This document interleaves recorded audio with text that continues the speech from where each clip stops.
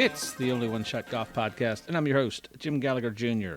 I've taken a few weeks off. I've been busy with Golf Channel duties and getting back to doing some podcasts. Wanted to let the college season go by. We last did a podcast a few weeks ago with the Cincinnati men's golf coach. That's Doug Martin, played on the PGA Tour with me. Wonderful guy, an incredible playing career. Wanted to see who was maybe going to make it to Greyhawk, who wasn't. Unfortunately, his team did not get out of the regionals, made a valid run out in Vegas. They played solid, but pretty cool to be part of that the last couple of weeks. Florida, I just finished up with that. Florida, the national championship on the men's. And, of course, Wake Forest won on the women's side. But today I've got a member of that Wake Forest women's golf team, and that's Rachel Kuehn, All-American for 4 years, Arnold Palmer Cup, Curtis Cup, you name it. She's been all part of it, all ACC. Grew up in a very competitive athletic family. Her mom, Brenda, was an All-American Hall of Famer at Wake Forest, an incredible career. So I can't wait for you to hear the stories on what it's like to win a national championship in Rachel growing up, an incredible player, and some of the pressure she's dealt with. But let's get Rachel on the line, and I look forward to today's podcast. It's going to be a good one. Well, folks, this week's guest I mentioned is Rachel Kuehn. She's a member of that national championship team from Wake Forest. Welcome, Rachel, to the podcast. What a cool thing, national champions.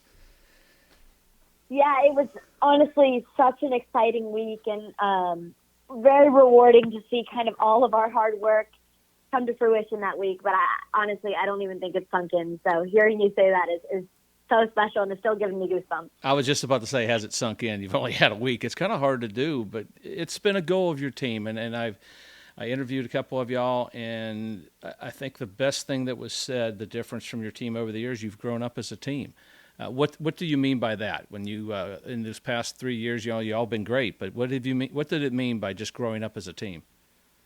Yeah, I think everyone on our team has matured, and I think that showed, first off in our team chemistry. We are all so close, and we all just really enjoy each other, and I also think we really just cherish this opportunity to play one last tournament all together because we're losing 2 of our starting 5 for next year, which is sad, but it was great to send them off on a very, very high note. And I also think there was, everyone's matured on the golf course, and our mindset and how we respond to adversity. And we all just handle things a little more professionally than we did the year before. And, I think that there's been a lot of hard work put in on everyone's part to get to where we were last week, I guess. Yeah. What was the ride home like with the trophy? Tell me that had to be the most awesome. It probably hadn't sunk in at that point. What was that ride home like?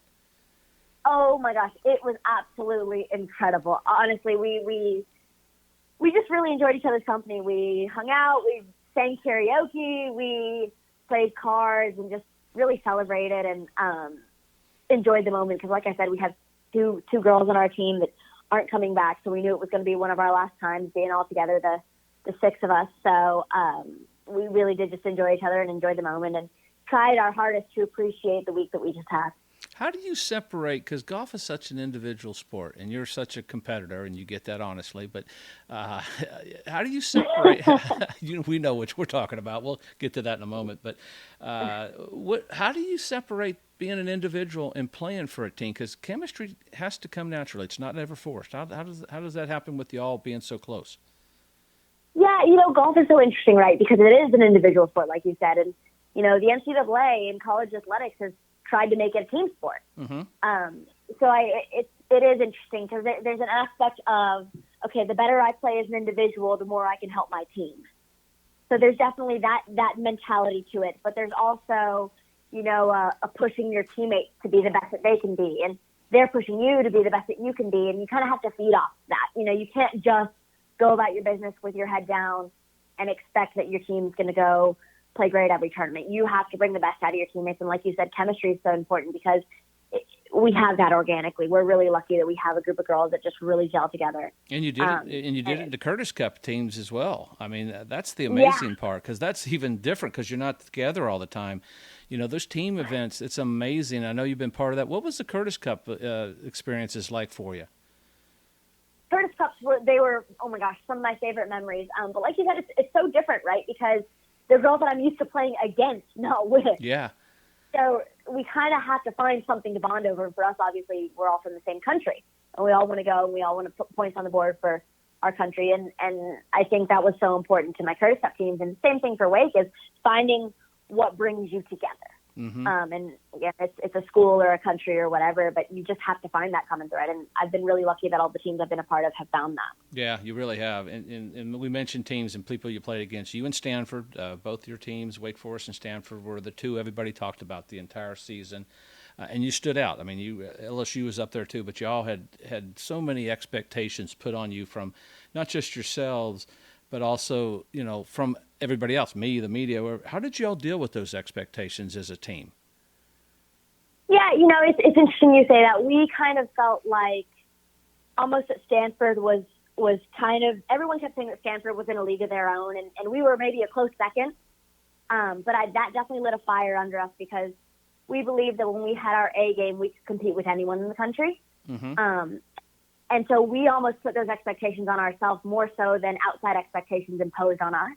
We knew that when we have our A game, we can go compete for a national title. And so I think that we weren't quite as concerned with the outside expectations of, Stanford and Wake Forest. We were more concerned of, we know we can do this. How do we go and maximize all the work that we've put in and the hours we've put in, and maximize our abilities to go hopefully bring home a trophy. And, for us, it was knowing that we'd prepared the right way. We had two incredible coaches that have spent hours and hours and hours thinking of the best way to prepare for Greyhawks. And so we had to go in and rely on that preparation, and also rely on the right mindset. And again, coming together as a team to hopefully bring home that trophy. And, luckily it worked out. How rewarding was it to finally win one for Kim Llewellyn and Coach Potter? They were both in tears, which is, I just so deserving, both of them. They're incredible coaches, and they complement each other so well. We are so lucky to have two unbelievable coaches, and no one deserves this more than they do. We talked about those expectations of the team. How about your own? Because you have expectations, obviously. How do you handle that for our listeners? There's a lot of young players that listen to this, a lot of junior golfers, some trying to go into college, even college players. How do you, Rachel Kuehn, deal with those personal expectations? Yeah, definitely. It's hard, right? Because I like to think of myself as having the ability to compete with anyone.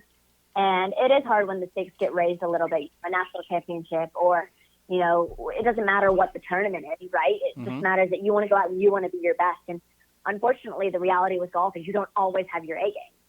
And it's hard. It is really hard, and it's something that I've had to learn how to respond to not playing my best round, and how to respond to disappointment. And it's just, I think, something that comes with experience. Unfortunately, there is no substitute for both positive or negative experiences. My parents always used to tell me that after every round, the good and the bad, we would always talk about what I learned.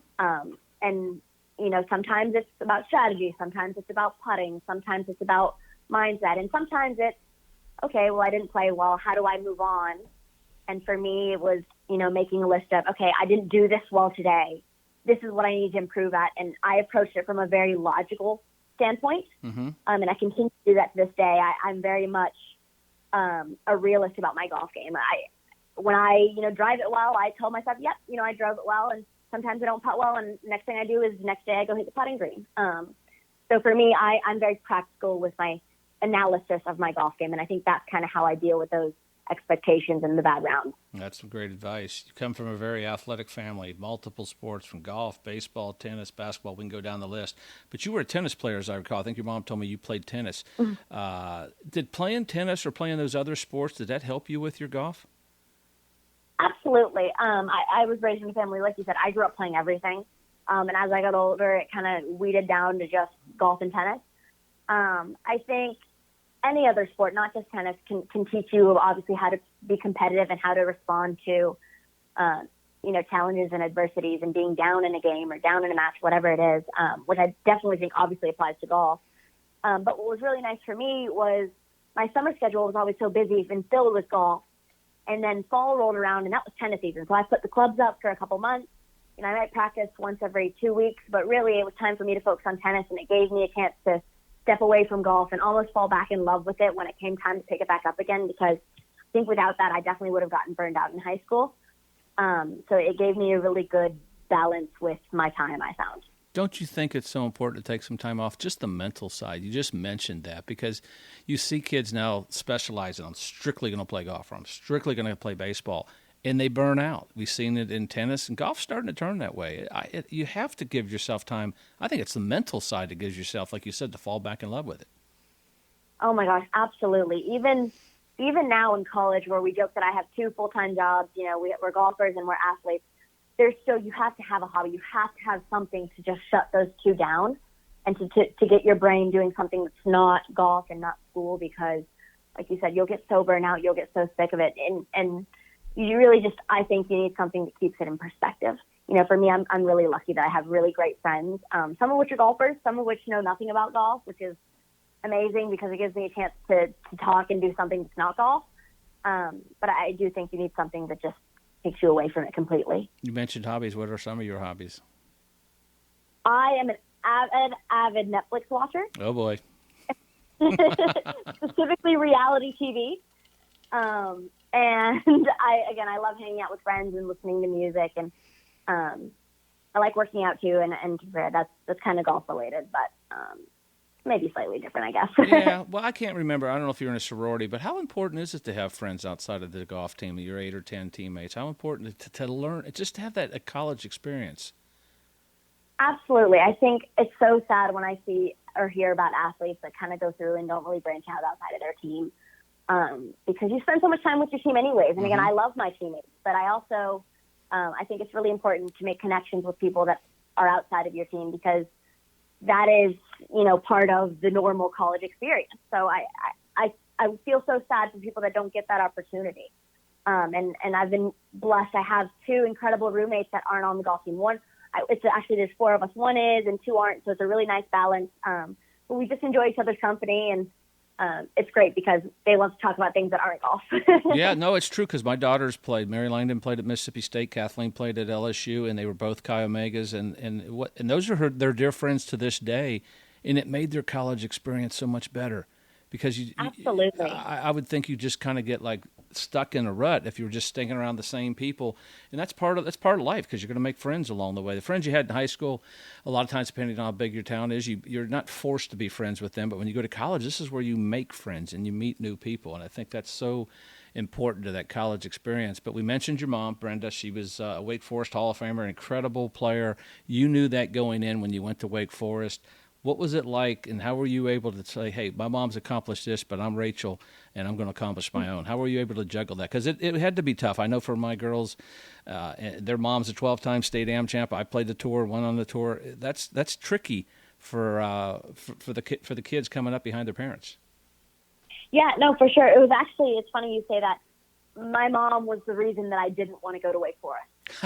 She's incredible, but I told her, I was like, Mom, I don't want to go and spend 4 years in your shadow. Yeah. And I stepped on campus and I still fell in love with it. So it's funny how it's all worked out. But no, it is hard. And I think it was really important for me to feel like I could make Wake Forest like my own school and have my own experience and not be Brenda Kuehn's daughter. And it is hard, but you just have to find things that make you unique from your parents. And I think that, Mom was in a sorority and I haven't had that chance. But, I've met so many people outside of golf that it's helped me feel like Wake Forest has been my own experience. And it's been so much fun, actually, because I think it's given Mom the chance also to reconnect with, the Wake Forest community.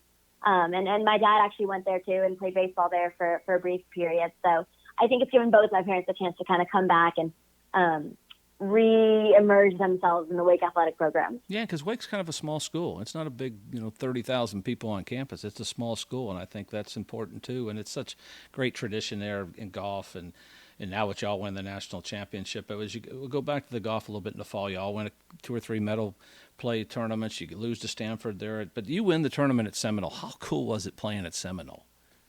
Oh, the golf course was absolutely incredible.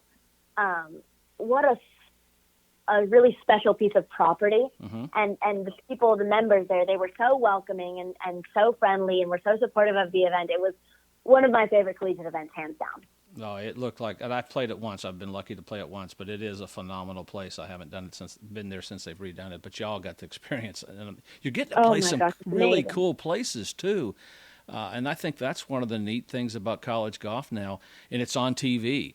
It's a lot. We have 6 or 8, 9, 10 tournaments on TV, and that's one thing I want to ask you, because a lot of kids, when they get there, they're not used to playing in front of cameras or talking to people and doing interviews.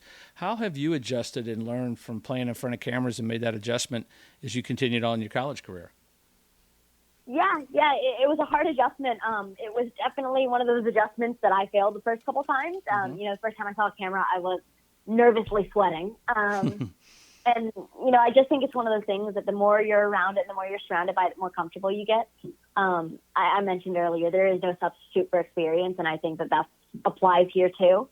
And I think, I've been really lucky. The AJGA, the American Junior Golf Association, they had us talking to the media and doing press conferences and speaking in front of crowds from a really, really early age, which they gave me the skills that I feel like I have today to handle the hard questions at press conferences, to make sure I'm thanking the right people in any kind of speech or anything like that. I have to completely give the credit to the AJGA and what they do with their junior golfers to prepare them for the next level, whether that's college or whether that's professional golf. I think they do a phenomenal job making sure that their junior golfers possess those skills. Yeah, a lot of colleges will prepare them that way. I know at LSU, for Kathleen, when she was being recruited there, they have like a set where all the athletes get to learn and learn to do those things, because it's intimidating at first, because it is. You're watching people, people are listening to you, but now you got to hit a shot in front of them. And I think with the NCAAs, when I was coming back just from the men's, how many people were glued to the TVs for 2 weeks? They never left it, and that intensity and the way y'all were able to prepare and get ready and come out there and reach that goal. I think it's just amazing where college golf has, how good you all are. And we'll get into like the preparation. You mentioned Coach Llewellyn and Potter. How did they prepare you? Y'all didn't win the ACC like you wanted to, but you had to go to regionals. You had to set back up. How did they prepare you throughout the season and then get ready for postseason? Yeah, our coaches, they actually did a really great job. We had a meeting at the very, very beginning of the year, back in August. And basically our meeting kind of took the mindset of, we are going to practice not with the next tournament in mind, but with Greyhawk in mind. We're not going to set up, a driver test based off the next tournament. We're going to narrow the fairway like Greyhawk is going to be. Ryan is really big into stats. So he kind of took a deep dive into all of our stats from the NCAA's last couple years, to figure out, where we can improve. Cause we obviously we didn't have the results we had hoped for the last 2 years. So, he kind of took the analytical approach, and Coach is really great with like the big ideas, and they complemented each other so well. But our practices were very much geared towards, okay, this is what we need to do to be successful at Greyhawk. And that was always the goal. It was never, okay, well, we need to win Stevens Cup, or we need to win Lansball, or we need to win whatever. It was always, how do we prepare for a national championship? Interesting.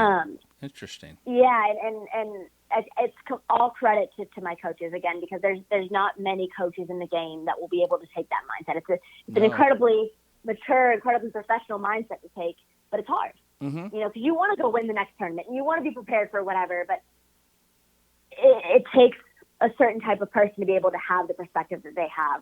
And you're playing different golf courses, too, because desert golf is completely different than what you're playing on the East Coast or in the South.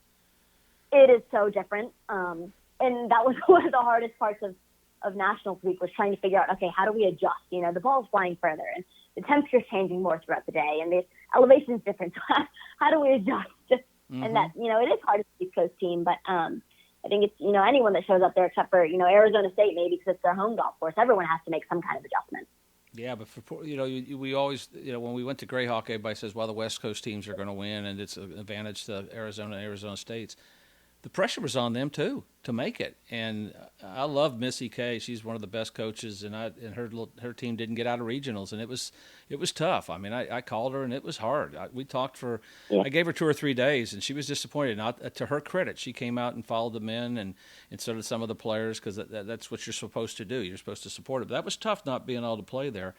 But y'all made that adjustments, and we talked about Greyhawk. What an incredible place that the wind can blow, the greens can firm up, it gets to 100 degrees, and you're dealing with all the different stuff. And I think one of the cool things is, or one of the toughest things is such a long week. How do you pace yourself when you got 4 rounds of medal play, and then in the next 2 days you're going to play 3 different rounds of match play? How do you kind of pace yourself? It has to be part of the workout that you all do throughout the season, doesn't it?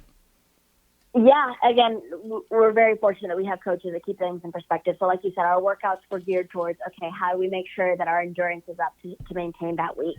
But I do think that, it was helpful for us. We went over there and we tried to stay on East Coast time. So we knew we were going to have the 6:10 G time the second day. Mm-hmm. So we needed to make sure we were getting in bed way earlier than you thought you needed to, because you're getting up at 4 a.m. the next day. And, a lot of our girls would go take cold showers after the rounds to make sure your body's recovered. Our coaches, our director of ops actually ended up going to the local Walmart or whatever they got and got some kiddie pools and some ice, and we took ice baths in these kiddie pools. Stuff like that, we're very lucky that we have such a support system that will go above and beyond whatever we need. But it's you have to make sure that you're physically recovered. And then, mentally you need to be able to reset, because especially once you get to match play, every day is a brand new day, and you have to go up and you have to have your A game every single match. That's what was so impressive for Mimi Rhodes, because I got to follow her Tuesday, and I was worried about her. I really was. I know she got sick Monday, but you're right. I mean, that was a gutsy performance from that young lady, to be able to come back from Monday being so tired and then playing twice on Tuesday and then Wednesday. It had to be the ice baths and the stuff you all did to get back going again. Absolutely. We were all so worried about her after Monday. She ended up going to the hospital for an IV. And then, we all told her, we're like, Mimi, you need to take care of yourself, because tomorrow we're hopefully playing 36 holes. And what an absolute performance from her to go out. And I think she won all 3 of her matches in match play, which is incredible. And to put a point on the board, specifically I'm thinking of the semifinals, when it was really down to her match. There was one more match behind her that was tied on 18, but she knew she needed that point, and to be able to just grind it out, it's a testament to the work that she put in and just how tough she is. She really is a tough cookie. Yeah, well, when we interviewed her, she was delirious, and that's when I said, and I was like, she was, and I was like, I'm delirious too, and I had been through what you've been through, but. You mentioned you get through the medal play, you are a third seed, and then you go up against Florida State, a team you're very familiar with. Does that help to play a team that that you understand, you've played against, and you know kind of their games, especially in match play? Medal play is probably a little bit different, but does it help to maybe play a team you're used to being with? Yeah, it was hard because we all knew that they really wanted to beat us, because we were the ones that knocked them out of the ACC tournament last year.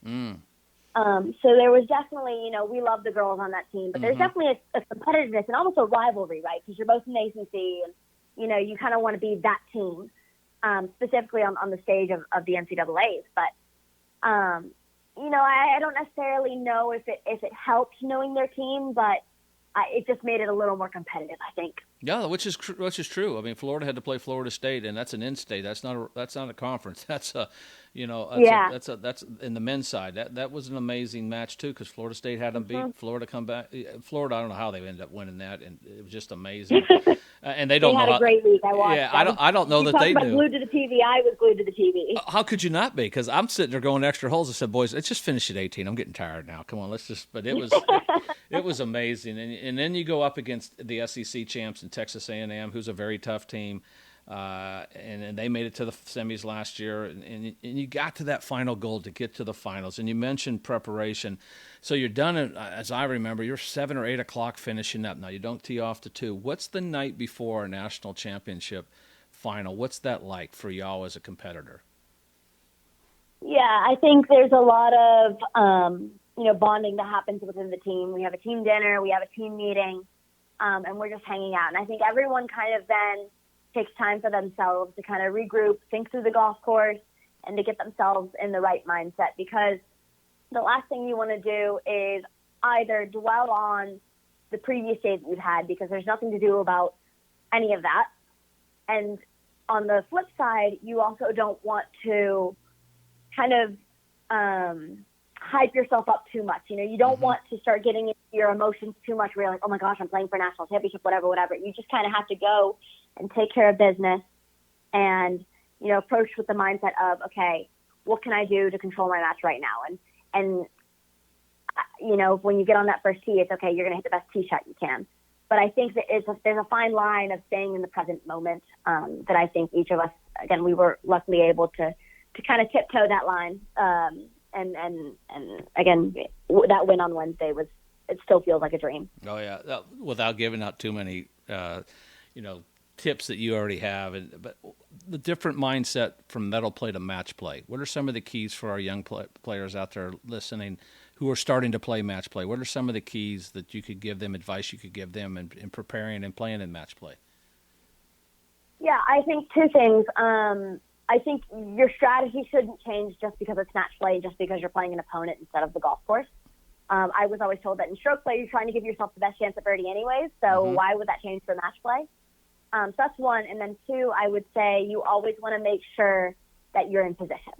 Your goal in match play is to hit 14 fairways and 18 greens. If you do that, you have put so much pressure on your opponent that they feel like they have to create something in order to win golf holes. So if you can, the least amount of golf holes that you can give away, the better. Yeah, giving away. I think that's the thing. You don't mind getting beat. It's when you give away shots. It's just like anything else. Exactly. I think that's the hardest thing for young players, and now you've been experiencing it, and you've had a ton of experience. But I believe you got one more year of eligibility, a COVID year, and you're going to get your master's, I believe I read. Is that correct? That's right. Yep. I told Coach, I said, you're going to have to put up with me for one more year. And I'm excited, and I hope they're excited too. But yeah, I couldn't stay away. Oh, they're excited, trust me, and I know you're glad you went to Wake Forest too. But what's up next? I think the Palmer Cup's coming up next week. When this podcast come out, you'll be already there. Tell us about that, where it is, and what you're looking forward for that week. Yeah, I'm headed up to Palmer Cup next, which is up at Laurel Valley in Pittsburgh. And I am so excited. Palmer Cup is one of my favorite weeks of the year. It's just so much fun, and obviously there's a lot on the line. Representing your country on any stage is incredible, but I always really enjoy getting to play with the boys because that doesn't get to happen very much anymore. So I always make some really great friends and some really great connections. So I'm very excited for that week and excited to get it kicked off. What's your summer like schedule-wise? Schedule-wise, yeah, it's not bad. From Palmer Cup, I actually got a start at an LPGA event, which I'm really excited for. Okay. Where's that going to be? Then, pardon? Where's the LPGA event? It's in Michigan, in Grand Rapids, Michigan. So I'm excited for that. And then I'll take about a month off of competitive golf. I got a couple friends getting married this summer, which is crazy that's already here. And then a family trip to Scotland planned, which should be a ton of fun. And then I'll head to the USAM at the end of the summer. Awesome. You know what? I can't thank you enough for being with us. And guess what? You're going to have a birthday coming up on June 10th, aren't you? Yeah, 22. I can't believe I'm Oh, my gosh, you're getting already. old. You're getting ancient. You're over the hill already. But I'm going to wish you an early happy birthday, and I'm going to thank you for being with us. Good luck at the Palmer Cup the rest of the summer. And I can't wait to keep up and watch you. You've been so much fun to keep up with and follow. And I'm just so happy for you and everyone at Wake Forest winning that national championship. Well, thank you. And thank you so much. This has been so fun. So thank you for having me on. It's been great. And tell your mom I said hello. Oh, I will. All right. Thank you, Rachel. Thank you. Well, how cool is that? If you don't like Rachel Kuehn, you got to look in the mirror. What a great young lady, an incredible player. The accomplishments. Just go Google Rachel Kuehn and look what she's accomplished. And we could, like I said, spend so long talking about that, but glad to have her on there, wishing her good luck at the Palmer Cup and the rest of the teams there, the young players. It's always great to represent your country. I got to do it once in the Ryder Cup and the President's Cup, and it's no greater feeling to watch the red, white, and blue and the national anthem being played. It's just an incredible honor. One thing I want to remember, whether it's life or golf, you only have one shot. You got to make it count. And I appreciate everybody being with us tonight. And until next time, I'm Jim Gallagher Jr., and we'll see you later. Here we go.